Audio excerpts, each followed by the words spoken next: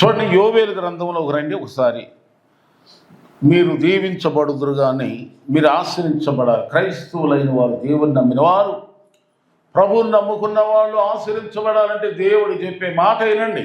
యోవేలు గ్రంథం 2:23 ఉంది. సియోను జనులారా ఉత్సాహించి మీ దేవుడైన యెహోవా యందు సంతోషించండి. తన నీతిని బట్టి ఆయన తొలకరి వర్షమును మీకు అనుగ్రహించును. వాన కురిపించి పూర్వమందు వలె తొలకరి వర్షమును కడవర వర్షమును మీకు అనుగ్రహించును. కొట్లు ధాన్యముతో నిండును. కొత్త ద్రాక్షారసం, కొత్త తైలము, గానుగులు పైగా పొర్లి పారును. వినండి ఏమన్నాడంటే పైన, సియోను జనులారా అంటే ఎవరు? ఓ ఐపీసీ మెస్సియా గ్రేస్ మందిరం సంఘస్థులారా, విశ్వాసులారా, దేవుని బిడ్డలారా, ఏం చేయాలి మీరు? మీ దేవుడైన యెహోవా యందు సంతోషించండి.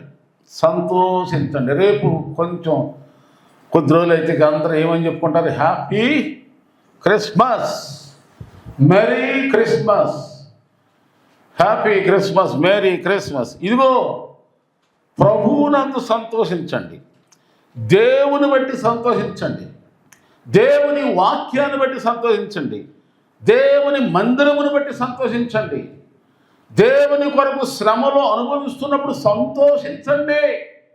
అలాగే దేవునికి మనం ఏదైనా ఇవ్వటానికి ఇష్టమైనప్పుడు సంతోషంగా ఇవ్వండి. ఈ ఆత్మీయమైన దైవికమైన సంతోషాలు మీకు ఉండాలి. యెహోవాలో మీరు సంతోషించండి. యెహోవా యందు సంతోషించడం అంటే పాటలు పాడుతూ సంతోషంగా, పాటలు పాడుతూ సంతోషంగా, మందిరానికి వస్తూ సంతోషంగా, అలాగే దేవుని యొక్క వాక్యాన్ని ధ్యానిస్తూ సంతోషంగా, వాక్యాన్ని వింటూ సంతోషంగా వినాలి. అలాగే యేసు ప్రభుని బట్టి నిందలు వచ్చినాయి, బాధలు వచ్చినాయి, శ్రమలు వచ్చినాయి, కరువులు వచ్చినాయి, కష్టాలు వచ్చినాయి, ఆ శ్రమల్లో కూడా సంతోషించాలి. దేవుని వరకు నువ్వు ఏదైనా ఇవ్వాలో సంతోషంగా. ఇది దైవికమైన godly happiness. Rejoice in the lord. ప్రభువునందు ఆనందించిన మరలా చెప్తానంటే అందుకని పౌలు గారు ఫిలిప్పీ 4:4 ఉంది కదా, ఫిలిప్పీలకు రాసిన 4:4. అలాగే నెహెమ్యా గ్రంథం 8:10 ఏమంటాడు? యెహోవా యందు మీరు ఆనందిస్తే బలం పొందుకుంటారు. బలం. దేవుని యందు ఆనందిస్తే నువ్వు బలం. మన పితరులు అందుకని వందల సంవత్సరాలు బతికారు. ఎందుకు బతికారు తెలుసాడు? దైవికమైన ఆనందం. ఈ దైవికమైన ఆనందం ఎలా ఉంటుంది?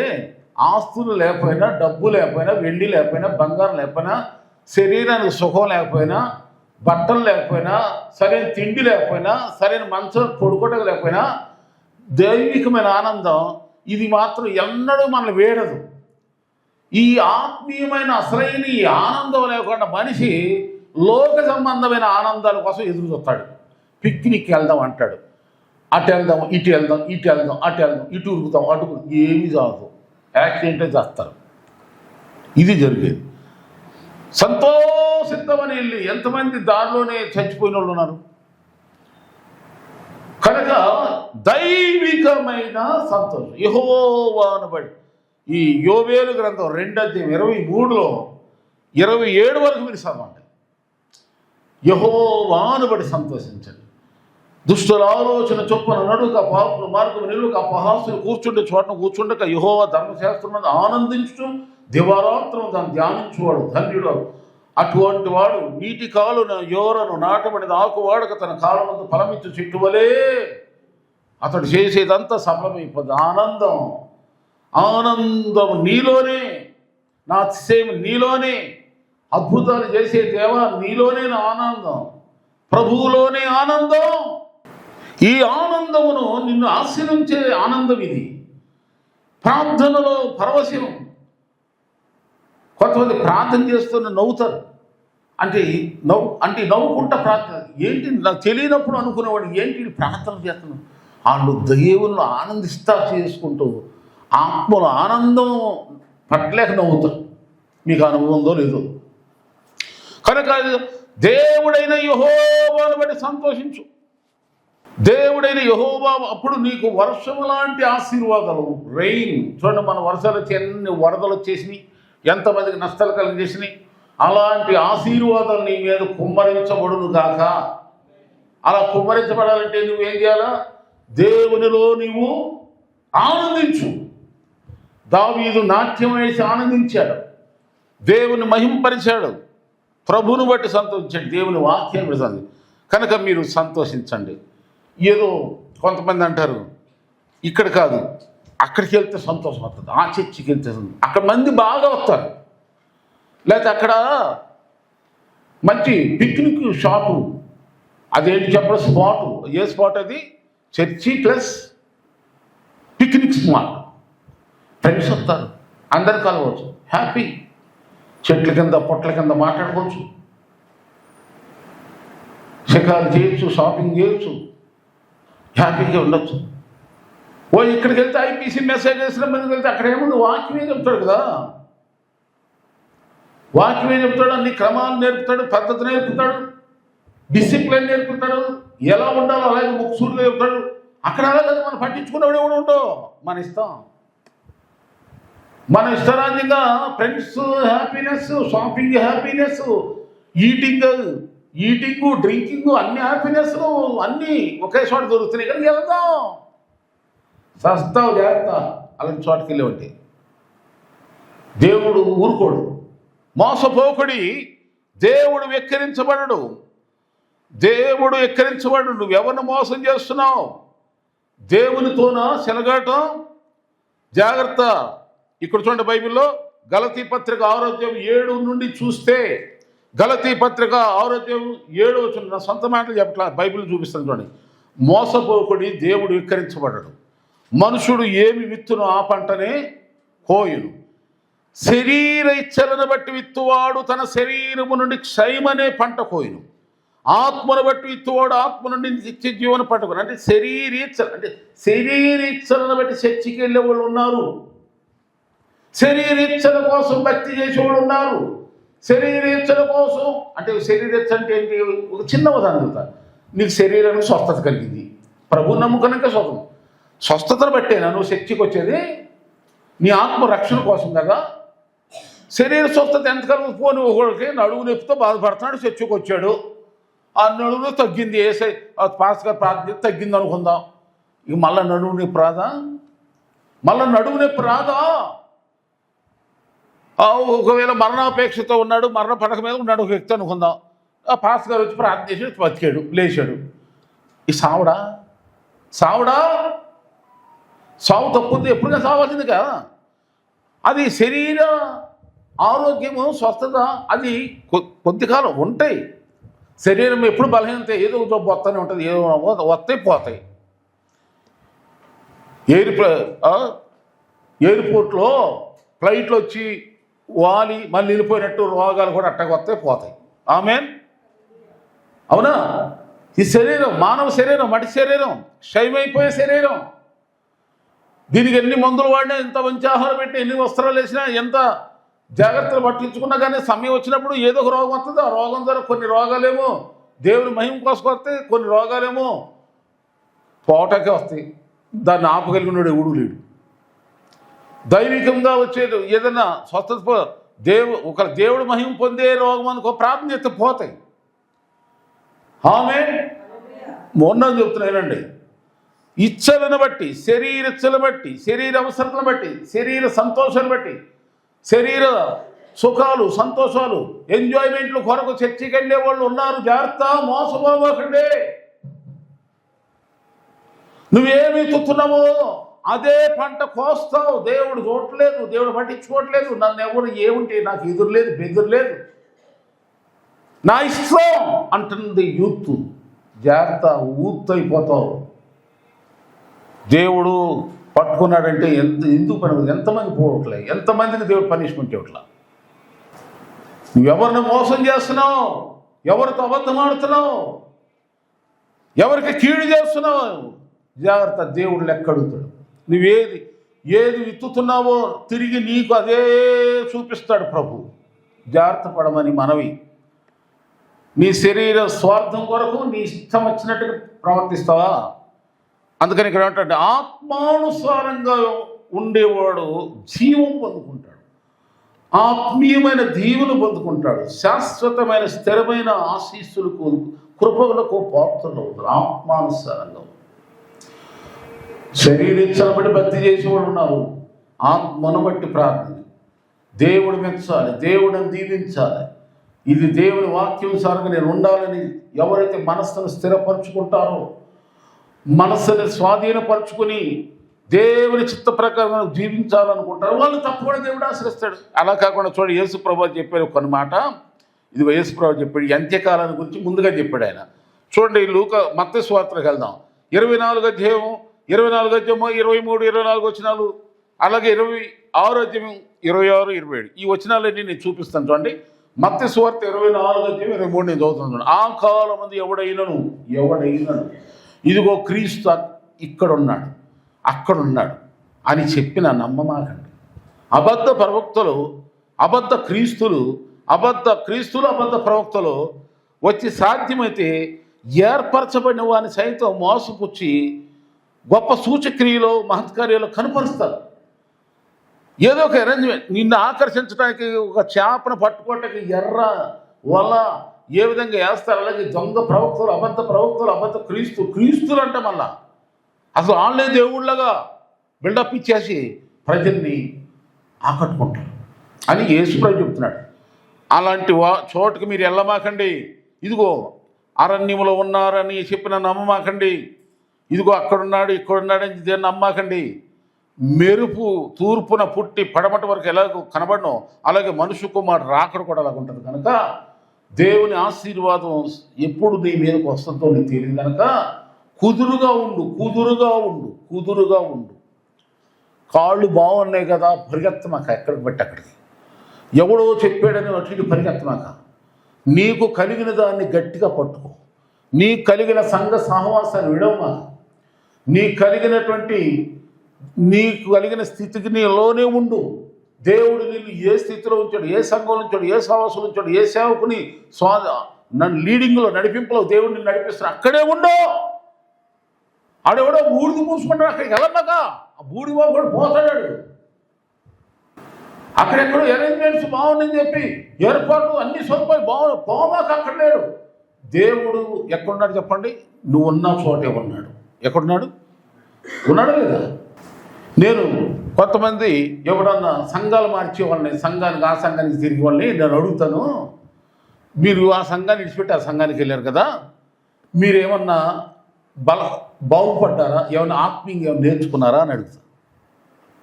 అది ఏం చెప్పాడు అక్కడ? మీరు వెళ్ళారు కదా, అక్కడ ఏం వాక్యం చెప్పండి ఒకసారి నన్ను. అది ఏదో చెప్పాడు. మరి నువ్వు ఉన్న చోట లేదా వాక్యం?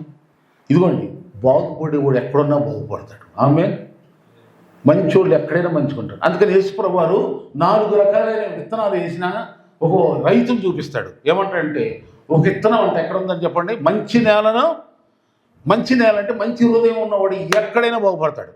చెడు హృదయం ఉన్నవాడు ఎక్కడికి వెళ్ళినా చెడిపోతాడు. అంతే, చెదిరిపోయేవాడు, మోసానికి గురవుతున్నారు, మోసపోతున్నారు. అక్కడున్నాడు, ఇక్కడున్నాడు. ఎక్కడున్నాడు? హృదయమన్నిటి తలుపు నొద్ద యేసునాథుండు.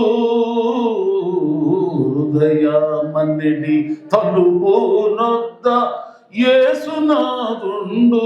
నిల్లచి తాటుచుండు సకల విధములుగా. తడుతున్నాడు నిన్ను సకల విధములుగా, పాటలతో, మాటలతో, ప్రార్థనతో, యూట్యూబ్ ఛానల్ ద్వారా, టీవీ ఛానల్ ద్వారా, ఈ మెస్సియస్వర మందిరం ద్వారా, మెస్సియస్ మందిరం ద్వారా, ప్రార్థనల ద్వారా, బుధవారం ప్రార్థనల ద్వారా, ఆదివారం ఆరాధన ద్వారా, ఇంకా అనేక రకాల మీటింగుల ద్వారా, చూడండి మన సువార్త మీటింగ్ ద్వారా రకరకాలుగా నిన్ను దేవుడిని తడుతున్నాడు. ఇంకా నువ్వు తలుపు తెరవకుండా నీ హృదయంలోనికి యేసుని చేర్చుకుని మంచి మనసుతో యేసుప్రభుని ఆరాధించుకొని ఉంటే మోసపోమాక. నువ్వు మోసపోతున్నావు అనుకో, ఎవరిని మోసం చేయలేవు, గమనించుకోవాలి. కనుక నేను చెప్పేది ఏంటంటే, వినండి, ప్రభువులో ఆనందించడం నేర్చుకోండి. ప్రార్థనలో బాగా ప్రార్థనా పరులు అవ్వండి. మీరు ప్రార్థనా పరులు కాకుండా ఎన్ని ప్రార్థనా మందిరానికి వెళ్ళినా ఉపయోగం లేదు. మీరు దేవుని వాక్యాన్ని బాగా గ్రహించకుండా నువ్వు ఎక్కడికి వెళ్ళి వాక్యం వినొచ్చినా ఒకవేళ ఎక్కడ బైబిల్ చెప్తుంది, దేంతో కాదు, పైనుండి దేవదూతే వచ్చి నీకు చెప్పినా నీలో వాక్యం కానీ లేకపోతే నువ్వు నేర్చుకోతే నువ్వు బాగుపడిసాము. వాక్యములో బలపడు, ప్రార్థనలో బలపడు, మందిరములో నమ్మకం ఉండు, సహవాసమందు స్థిరంగా ఉండు, నిలబడుండు. నా బాధ ఏంటంటే ఇప్పుడు రైతు మొక్కను మన దొడ్లో నేను మొక్క పెట్టుకుంటాం, ఓ చెట్టు మొక్క మంచి మొక్క తీసుకు పెడతాం. దాన్ని కుదురుగా అక్కడే ఉంటే ఆ మొక్క ఏం చేసి చెప్పండి, 30 దంతులుగా 60 దంతులుగా 100 దంతులు. అలా కాకుండా కొంచెం పచ్చగా రాగానే, కొంచెం స్మెల్ రాగానే, ఒక పండు కాయ కానీ దాన్ని తీసి ఇంకో చోట పెట్టండి, కొంచెం బతుకుద్దేమో. మళ్ళీ అక్కడి నుండి ఒరే ఇక్కడ బాగుంది ఇంకో చోట పెడదామంటావు, అక్కడేమో చెప్పండి ఉన్నదంతా పోయి ఎండిపోయి. అలా క్రైస్తవులు పాడవుతున్నారండి. అందుకని నాకు బాధ కలుగుతుంది. మంచి ఫలాలు ఫలించేటువంటి చెట్లని ఈ దొంగ క్రైస్తవులు, దొంగ బోధకులు, అబద్ధ బోధకులు అక్కడ ఏదో ఉందని ప్రజల్ని మరిపోయి, సరే వాళ్ళ బిజినెస్ వాళ్ళు చేస్తున్నారు, గొర్రెలకు ఉండాలి కదా, ఈ మనుషులకు ఉండాలి కదా. మన సంఘం, మన సహవాసం, దేవుడు నాకు ఇచ్చిన దైవజనుడు, ప్రభువు నాకు ఇచ్చిన సంఘ సహవాసం, నేను పొందిన రక్షణ, నేను ఎక్కడైతే పొందానో చూడండి. కొంతమంది మంచి ఆత్మీయులు ఉన్నారు బిడ్డలో, అలాంటి వాళ్ళు నేర్చుకోండి. సావన్నది అర్థం కానీ సంఘం మాత్రం మానవండి అని వాళ్ళు ఉన్నారు. చాలామంది పేరు చెప్పగలుగుతున్నాను. చచ్చిపోతే ఇక్కడే చచ్చిపోతాం, కానీ మాట తప్పను. దేవునితో ప్రమాణం చేసి బాప్తిసం తీసుకున్నా, చావైనా సస్తాను కానీ క్రీస్తును మాత్రం విడిచి, సంఘాన్ని విడిచి ఎక్కడికి నేను వెళ్ళనని ప్రమాణాలు చేసిన వాళ్ళు ఉన్నారు. ఏమైంది నీ ప్రమాణం? ఒకసారి గుర్తు చేసుకో. కనుక నువ్వు దేవుని యందు సంతోషంగా ఉండు, దేవునిలో ఆనందించు. ఈ దైవికమైన సంతోషం నీకు లేకపోకుండా నువ్వు ఎక్కడికి అక్కడ తిరిగినా నువ్వు దేవుణ్ణి మోసం చేయలేసుమా, నిన్ను నువ్వే మోసం చేసుకుంటున్నావు. ఒకవేళ అక్కడికి వెళ్ళేవనుకో నువ్వే పోతావు తప్ప ఎవరిని కాదు. అందుకే ప్రేమతో హెచ్చరిస్తూ, మరి హోషేయ గ్రంథం 6:3 కూడా ఉంది చూడండి. హోషేయ గ్రంథం 6:3 ఒక మాట చూద్దాం. యెహోవాను గూర్చిన జ్ఞానం సంపాదించుకోండి. యెహోవాను గూర్చిన జ్ఞానం సంపాదించుకోవటకు ఆయనను అనుసరిద్దాం రండి. ఉదయం తప్పక వచ్చే రీతిగా ఆయన ఉదయిస్తాడు, వర్షం అలాగే ఆయన వస్తాడు. భూమిని తడుపునట్టు తొలకరి వర్షం, కడవరి వర్షం వల్ల మన వద్దకు వస్తాడు. కాలాలు ఎలా వస్తాయో, శీతాకాలం ఎలా వస్తుందో, వర్షాకాలం ఎలా వస్తుందో, అలాగే ఎండాకాలం ఎలా వస్తుందో, అలాగే దేవుడు ఖచ్చితంగా తగిన కాలంలో వచ్చి నిన్ను ఆశీర్వదిస్తాడు. కనుక నువ్వు బెదరమాక, చెదరమాక, అటు ఇటు ఓ ఉరుకులెత్తి పరుగెత్తి నీ జీవితాన్ని నాశనం చేసుకోవాలి. క్రైస్తవుడా, స్థిరంగా నిలబడు, స్థిర బుద్ధి కలిగి ఉండు, స్థిర మనస్సు కలిగి ఉండు, నమ్మకంగా ఉండు. నమ్మకమైన వారికి మెండైన దీవెనలు దేవుడిస్తాడు. ప్రభువులో ఆనందం లేకుండా, దైవికమైన సంతోషం లేకుండా, ప్రార్థనాత్మ లేకుండా, వాక్యానుసారమైన నడిపింపు లేకుండా, పరిశుద్ధాత్మ లీడింగ్ లేకుండా నువ్వు ఎక్కడికి నీ జీవితాలు పాడు చేసుకోవద్దని ప్రేమతో హెచ్చరిస్తూ, ఇదిగో ఈ సందేశం ద్వారా మీ అందరికీ నేను తెలియపరుస్తున్నా. ఓర్పు పట్టు. ఒక రైతు పొలంలో వ్యవసాయం చేస్తాడు కదా, ఏం చేస్తాడు? విత్తనాలు చల్లుతాడు, ఎదురు చూస్తాడు వర్షం కోసం. పంట పూర్తి వస్తుందని ఎంత నమ్మకంగా ఉంటాడు. ఎరువులు వేస్తాడు, కలుపు తీస్తాడు, ఎంతో పెట్టుబడి పెడతాడు. ఆ రైతుకు పంట వస్తుందనే ఒక విశ్వాసం కదా. అలాగే దేవుడు కూడా నిన్ను తప్పక ఆశీర్వదిస్తాడు. తప్పక ఒక రైతుకి పంట వస్తుందని ఎంత కష్టపడతాడో, నీవు దేవుని సన్నిధిలో, దేవునిలో అలా ఉండు. ఖచ్చితంగా దేవుడు నిన్ను ఆశీర్వదిస్తాడు. తగిన కాలముందు తగిన విధంగా నీకు ఫలం దయచేస్తాడు. ఆమేన్. స్తోత్రం.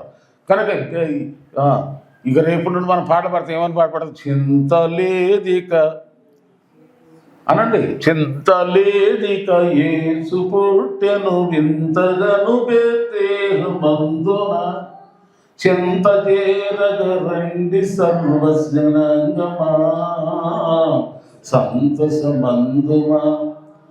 చింతలేదిక.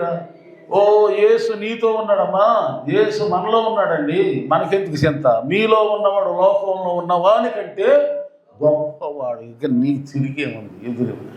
ఎటెందుకు అటెందుకు ఇటెందుకు నీ జీవితాన్ని ఎటూ కాకుండా చేసుకుంటావా చేయవాకండి. ఇప్పటికైనా సరే 2025 సంవత్సరం ముగింపులోనన్న ప్రతి ఒక్కరు కళ్ళు తెరవండి, గ్రహింపులకు రండి. ఆశ్చర్యించే దేవుడు నీ ఎదురుగానే ఉన్నాడు. నువ్వు అటు ఇటు పరుగులు తీయమాక. దేవుని స్తోత్రం. స్థిరులుగా ఉండండి, కదలకుండా ఉండండి, దేవుడు మెచ్చేలాగా బ్రతకండి, దేవుడు నిన్ను ఆశ్రయించండి.